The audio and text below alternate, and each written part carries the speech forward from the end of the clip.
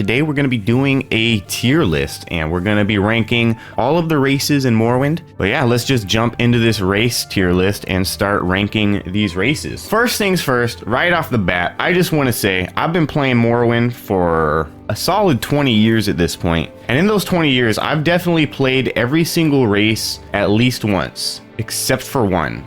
I don't know what it is about Bretons, but I just do not like Bretons, and I have literally never ever made a Breton character. I'm just gonna right off the bat throw this motherfucker in F tier, because Bretons are just kind of bad, not gonna lie. Like, they're just not that good. Let's go jump into the Breton here real quick. We've got Resist Magicka, which is actually like pretty decent, not even gonna lie, but honestly, most stuff you encounter in the game isn't even gonna attack you with magic, so, you know, it is what it is. It's nice if you're fighting some powerful wizards, but there's not much to that. You do get a little bit of a Magicka bonus, which is good. Compare it to a high elf though, and they get a much higher Magicka bonus, so that definitely has something to do with it. I mean, you're talking 150% more Magicka as opposed to just 50% more Magicka. So in my opinion, that's a better setup for a mage build. And then of course you have the fact that a Breton literally doesn't even specialize in destruction. The best you get really is like conjuration, I guess. You could be like a summoning build or whatever, but they actually don't have any specialization in destruction. If you're going for like a combat mage, you're literally better off choosing a dark elf. Like, even a dark elf is gonna have +10 in destruction. Like, what? Basically, if you want to be like a priest type build, like you want to be like a restoration build, you should be a Breton, I guess. But like, who are you healing, right? Like, it's more important to be able to attack stuff than it is to be able to heal stuff. Anyway, this is like a lot deeper than I'd want to get into a Breton, seeing as how it's a race I'm pretty much never gonna play as. But yeah, right off the bat, Breton is definitely F tier. Super bad class, not much going for it. If you disagree, feel free to tell me why in the comments. You're probably still wrong, but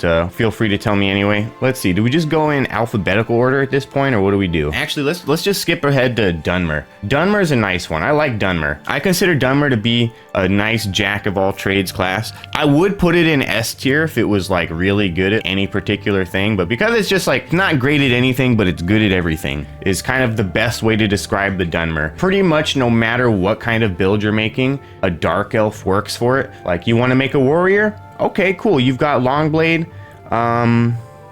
You've got Longblade. For some reason, I thought they had medium armor too, but you know, they got Longblade. So I mean, if you just want to go running around with a Longblade, you've got something there, right? They've got Marksman and Shortblade. So if you wanted to do like an assassin or like an archer type build, you got both of those. And you got the athletics. You can't go wrong with a little bit of athletics, right? And then yeah, you get the destruction. So I mean, if you wanted to be a destruction mage, you could be a destruction mage. +10 to destruction is one of the best. Actually, I don't even think it gets any higher than that. +10 destruction on the dark elf. I think the high elves have +10 destruction as well. And then that's it. There's literally only 2 races, it looks like, that actually have any plus to destruction. But yeah, Dark Elves, I mean, not only are they the native race, so it just kind of feels at home, you know? You feel a little bit less like an Enwa, you know? Walking around those parts, right? Yeah, we've got some Resist Fire, which is pretty good. As far as like powers and abilities go, like, I honestly kind of ignore most of these, because for the most part at least, I don't really use any of these. And you could just make your own spell, buy your own spell, make your own enchantment, whatever. Like, most of this stuff is replaceable as far as abilities are concerned, with the exception of crazy stuff like, you know, plus 150% to your Magicka bonus at the beginning of the game. Like, that's pretty hard to replace, at least at the beginning of the game, right? Like, obviously near the end game you can get as much Magicka as you want pretty much, but that 150% bonus to Magicka is a pretty damn good one. And unless it's something similar to that, like, I kind of just ignore it, you know, because like, you know, Resist Fire, like, if I want to resist fire, I'll go buy a scroll or a spell or something, right? But anyways, there's your Dark Elves. They're pretty much good at everything, but they're not great at like any one particular thing. So they're not like a super overpowered class or anything. So not quite S tier, but definitely A tier, because they're just such a damn good race, honestly. Honestly, let's just go in alphabetical order at this point. So Altmer, you know what, actually, yeah, I'd say all of the like class specific races are probably S tier. So I'm gonna go ahead and I'm gonna say Altmer is S tier, Bosmer is S tier, and Redguard is S tier. So we'll start with the Altmer, obviously. We covered some of this with the Breton, but Altmer is gonna be your S tier magic build, right? Like, if you're making a magic build, you should probably choose an Ultimer, right? The 150% more magicka, pretty huge. You have a lot of weakness to magicka, which isn't great, but you know, if you're a magic build, you can definitely deal with that. Like you can just make yourself not weak to magic using magic, right? Resist common disease is pretty damn good. This is one of the few like resistances or strengths or whatever that I actually consider to be quite helpful, because diseases in Morrowind are so fucking annoying. They really are. And I think that's just a straight up percentage. If you have 100 points of resist disease, you do not catch diseases. So that 75 points is massively huge, and it doesn't take a whole lot to get to the point of just never being able to catch common diseases. Obviously, you'll still be able to catch blight disease, but that's slightly more rare anyway. But as far as the common diseases, which are like super annoying, you just fight like one rat and all of a sudden you got to go to the temple and cure your disease. It's pretty annoying. So resist common disease, pretty huge. The weaknesses I can usually get over, because it's like, yeah, you can find something that'll make you resist magicka and resist fire and all that stuff. So, not a huge deal in my opinion. Honestly, you're going to be running into diseases more often than you're going to be running into like fire damage, right? So, I don't know. Maybe yes, maybe no. Might not be the greatest logic, but you can technically replace all this. But I consider this stuff to be a little bit less important at the beginning of the game, right? Like, if you can't handle the weakness, you could just make it a little bit more resistant. Skill bonuses are pretty obvious. They're all magic skills. This time we actually get some destruction. On top of that, we have enchant and alchemy. The Breton had alchemy, but it was only +5, and the Breton did not have enchant, and it did not have destruction. So you're missing out on some mysticism, but like, who cares, honestly? The destruction is really the important one when it comes to a magic build, and there's still a little bit of conjuration. So you got some conjuration, you got some destruction. That's about as much as you need for like aggressive magic. I did just realize we are missing the restoration, but you know, if you have alchemy, you kind of actually don't need restoration, honestly. Like, alchemy is better than restoration. So anyways, yeah, that's why High Elf is put at the S tier, just because I consider it to be the best in class race. Like, if you wanted to be a mage, Ultimer is going to be the best in class race, right? Next, we're going to move on to the Bosmer. So first of all, obviously they're going to be the best like marksman type build. They're not actually the best as far as like general like assassin sneak builds are concerned, because you do have things like Khajiit, which are pretty good. They've got the sneak and short blade, light armor, athletics, and all that stuff. They're really good at like the kind of shifty, sneaky part of an assassin build, whereas the Wood Elves are much better at just the plain old like being a marksman. Both pretty damn good for your general assassin build, but in my opinion, it's like if you're going to be making a ranged build, this is probably your best in class, unless you're doing something like super specific that isn't going to be using any marksman. Then you might want to go with the Khajiit, but we'll get into the Khajiits, of course. I mean, the Khajiits can't wear boots or helmets, so that ends up being quite a bit of a hiccup as far as choosing that for anything, right? Like, you might as well choose something that can wear boots and helmets, right? Command creatures, all right, whatever. We do have resist common disease again, so that's another super good one, super OP with that resistance of common disease. I was actually going to get into the height of the different races, because in Oblivion and Skyrim, height is relative to speed. But in Morrowind, it's not actually the height, it's the weight of the race. So it is actually worth noting that the tallest character isn't necessarily the fastest character in Morrowind. It's actually the heaviest character. It just so happens that there is somewhat of an overlap between height and weight. Like, generally speaking, if the character has a lower height, they probably also have a lower weight, and so of course they're slower. It ends up just being incidental that Wood Elves are the slowest race because they are the lightest race. That being said, the female version of a lot of races is just as lightweight. You'll notice that a lot of these where they're 1.0 weight for the male, they're 0.9 for the female, by the way. So the females in general are going to be pretty much the slowest in game. But as far as both male and female are concerned, the Wood Elves get the short end of the stick. They have the lowest weight, 0.95 for males, 0.9 for females. Everywhere else, they've got at least 1.0 on the males. So bottom line, Wood Elves are the slowest race, so you have to keep that in mind. And if we are talking about weight and speed, the fastest race is actually the Orcs, very surprisingly, because yeah, they've got that massive 135 weight. You can see here, like, the slightly taller races, the Orcs 1.05 on the height instead of 1.0, and they have a higher weight, right? The Nords, they've got the 1.06 on the height, 1.25 on the weight. So yeah, that kind of just goes to show how the speed relates to different races and their height and their weight and all that. And Imperials even, they're pretty standard on the height, 1.0, but they've got 1.25 on the weight for males. So another actually really fast race. And that's probably why those guards are always catching you too, huh? I don't think that's enough to remove it from S tier. That's the only thing that's really bad about Wood Elves, is just that they are the slowest character, but it is what it is. You're gonna be using a bow anyway, so it doesn't really matter. S tier for the Bosmer.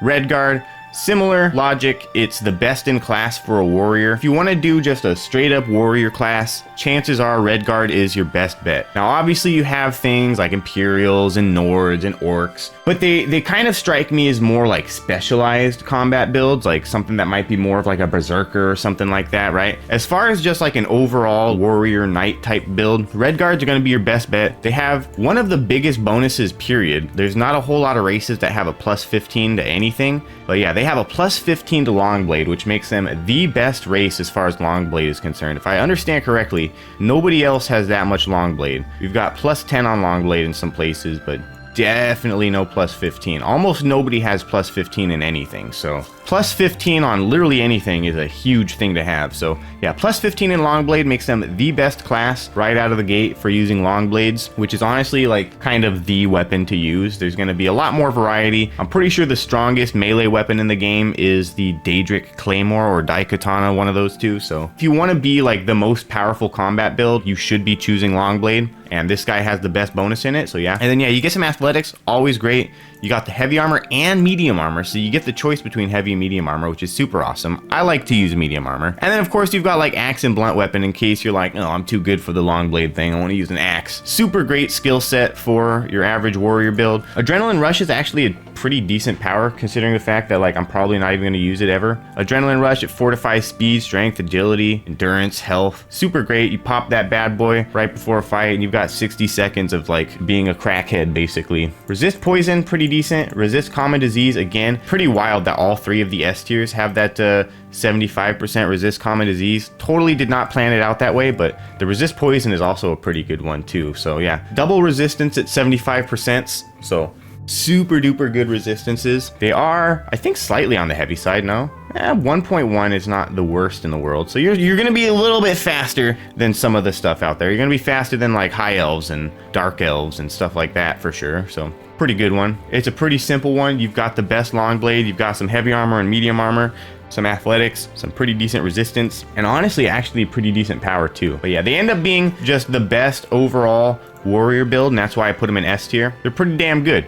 Now, we've got Argonians and Khajiits. See, now this really sucks because I was under the impression that a lot of the stuff was similar across the games, and it is similar, but it's not the same. So in Oblivion and Skyrim, your Argonians are gonna have swift swim and water breathing, right? That, in my opinion, for those games makes them an S tier race, honestly the best race in the entire game. Because also in Oblivion and Skyrim, you can wear the helmets and the boots with an Argonian and a Khajiit. However, in Morrowind, you don't actually get water breathing. You get water breathing as a spell that lasts 2 minutes. Basically, you don't have water breathing because anybody can go get a water breathing spell. Like that pretty much doesn't mean anything. Same thing with Swift Swim. They just don't have Swift Swim. For all intents and purposes, they're just a normal ass character with some pretty lame ass skills. So we've got unarmored, spear, mysticism, medium armor. Like, you look at these skills and it's just kind of like, what the fuck is going on here? Like, athletics, alchemy, illusion, medium armor, mysticism, spear?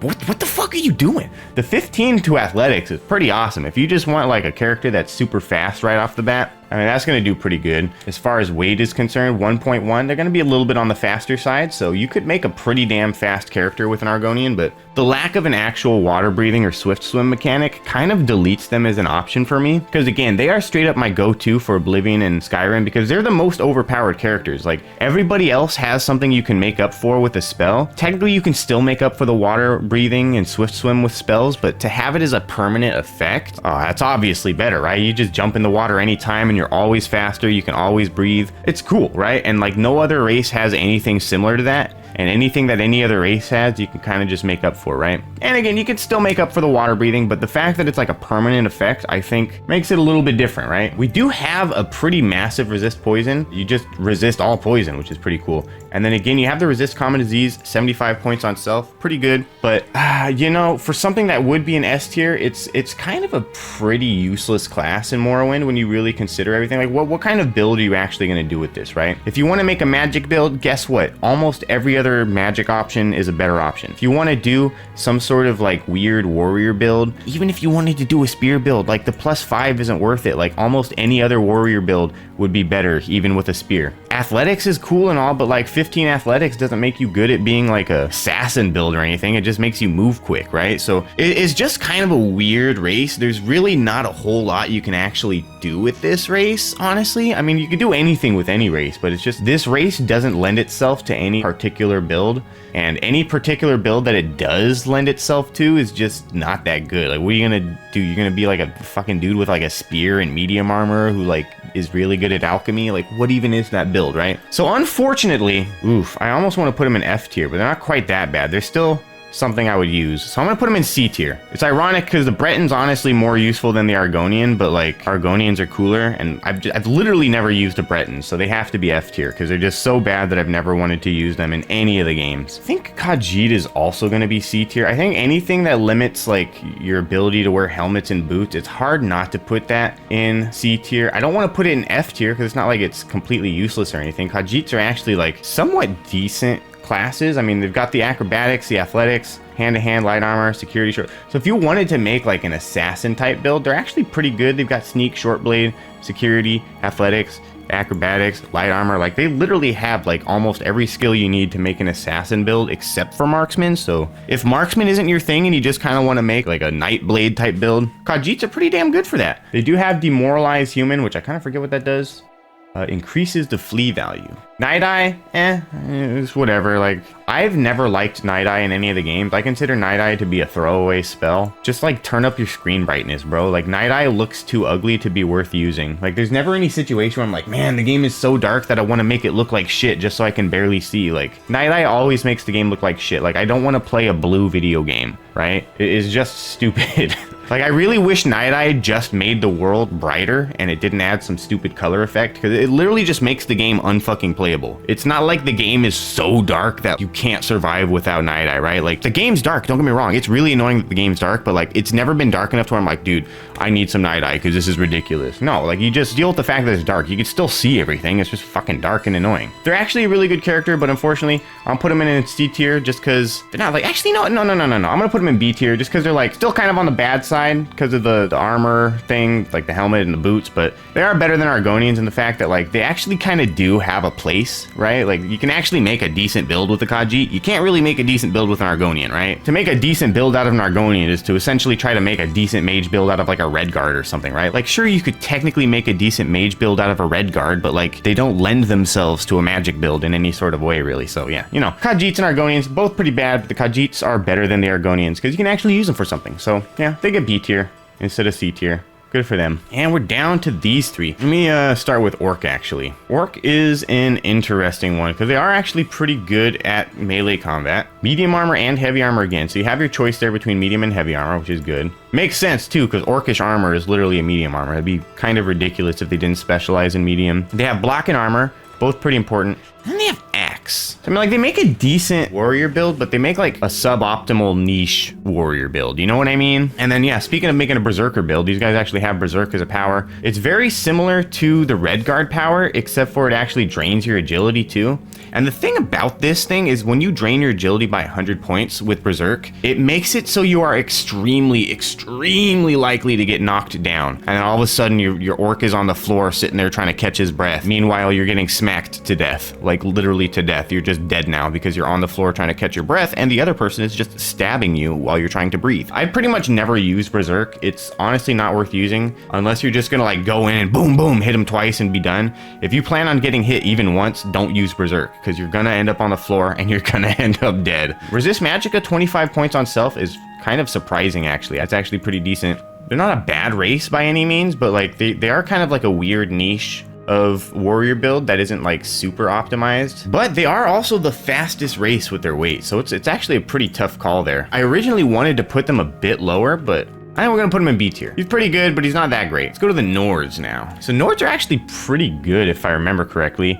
So once again, we have heavy and medium armor, a little bit more leaning on the medium armor there. We've got Longblade, which is good because Longblade is kind of the way to go as far as a melee build is concerned. If I'm trying to make a warrior and they don't have Longblade, I'm probably not considering them. They also have Spear too. So like I said, like if you're trying to make a spear build, Nord makes more sense than an Argonian. But then again, yeah, we also have Axe, we have Blunt. So you could actually just make literally any warrior build you wanted. Axe, Blunt, Longblade, Spear, doesn't matter. Heavy armor, medium armor. We also have resist shock 50 points, which is honestly pretty huge. Resist frost 100 points, which is super mega huge. Like, you just won't take frost damage. Like, that's ridiculous. And then you have the power Thunder Fist. You do frost damage 25 points on touch, and then shield 30 points for 60 on self. Neither of those really shout anything to me. It's like, I could go to the fucking Mages Guild and get both of those, but whatever. Pretty decent build. They're also a little bit on the heavier side as well. We've got 125. They are tied with the second heaviest race. One of the faster races, pretty damn good as far as a warrior build is concerned, and not quite as like driven into a niche like the orcs are. My only real problem with the orcs is that their skill bonuses definitely drive them into a niche, right? Like, you pretty much have to do an axe build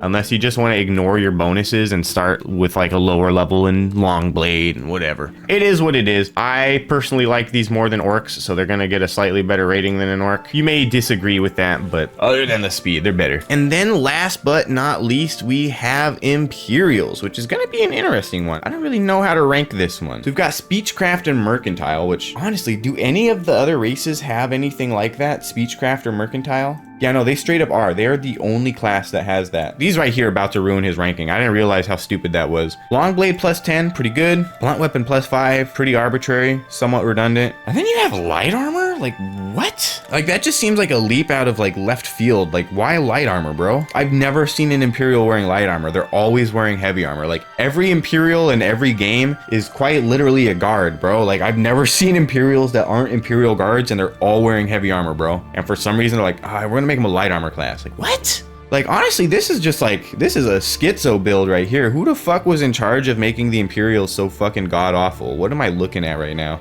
Absorb fatigue 200 points on target. That's cool, I guess. But again, you could also just sort of make that spell. Charm 25 to 50 points, increases the disposition towards the cat. That's kind of cool, I guess, but also kind of like, why? The only thing they'd really be good for is doing like a passive build. Like, if you just wanted to like beat the game by like speech crafting everybody to death, like, I guess the Imperials would be good. They kind of don't really look like they're good at anything other than like talking to people, you know what I mean? So I don't know, a pretty weird one. Kind of hard to make a decision on this one. I expected them to rank a little bit higher, but after looking at some of that data, I don't know, they're pretty B tier. They're arguably like C tier. I don't know, dude.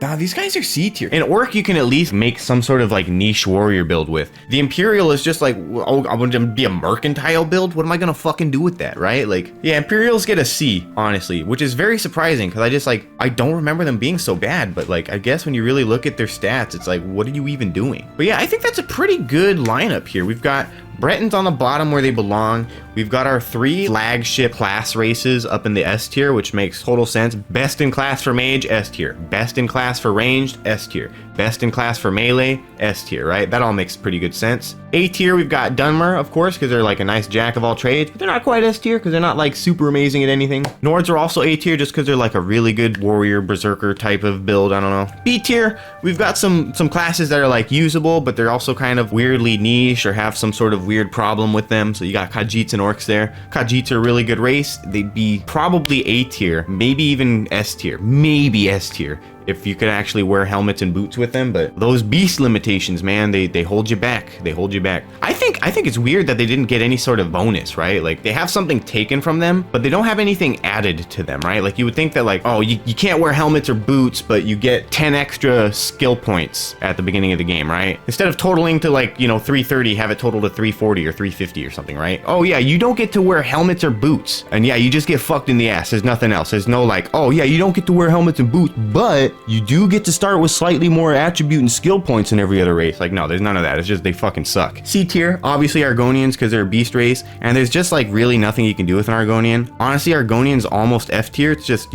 lizard dude is cool. Hard to fucking argue with lizard dude cool. Imperials are down in C tier because they're just kind of not that good of a race. They do have the weight going for them, which means they have the speed going for them, but they're just really not that good of a race overall. So C tier for sure. And then F tier, again, Breton on the bottom. Breton is just like a budget version of an Imperial. It's like an Imperial, but like with literally nothing going for it almost. I guess if you wanted to be like a cleric and you wanted to go around healing people, it would be a great build, but it's just like, oh, you thought Imperials were bad. Let's make them even worse. And then just like make it into the same thing, but different, right? Like, there's almost nothing different about like a Breton and Imperial, like physically. Like, they're both just like the white guy, right? Like, at least Nords, they actually feel like they're Nordic or something. Imperials and Bretons just kind of feel like the same race, but like a different build, you know? Definitely F tier, good for almost nothing. Pretty much have never played a Breton ever in any of the games. Probably never will. There's just not really a reason to be a Breton, and I can't, like, again, if I'm wrong here, go ahead and like tell me in the comments how wrong I am. But there's no use for a Breton. Like, anything you could think of to do with a Breton,